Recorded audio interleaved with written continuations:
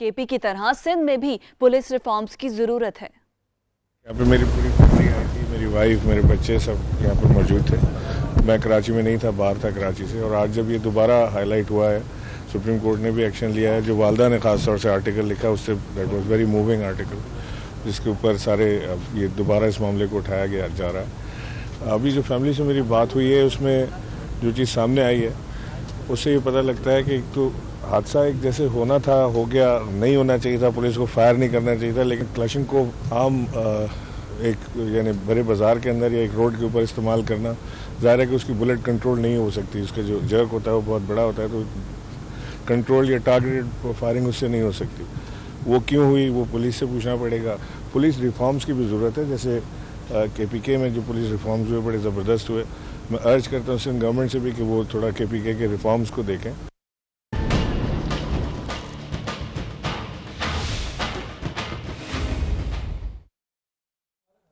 बड़े टाकरे में बड़ी team Sarfaraz 11 batting bowling fielding हर शोबे में नाकाम हो गए। इमाम की जल्दी आउट होने के बाद सब ने पैरवी की और शुएब मलिक और बाबर आजम के सिवा कोई बल्लेबाज भी खातर खा कामयाबी ना दिखा। और बस काम, वजीर आजम ने मुश्तरका मुफादात काउंसिल का पहला इजलास 24 सितंबर को तलब कर लिया है। उधर इलेक्शन कमीशन ने भी अरकान असम्बली को अपनी असासों की तफसीलात 31 दिसंबर तक जमा कराने की हिदायत कर दी है।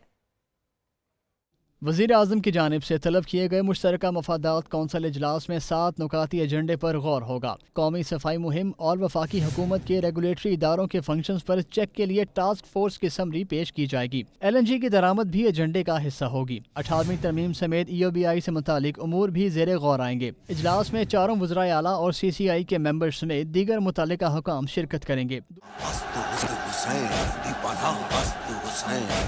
सरदार नदार दस्त दर दस्त यजीद अल्लाह के बिना ना इलाह अस्त हुसैन।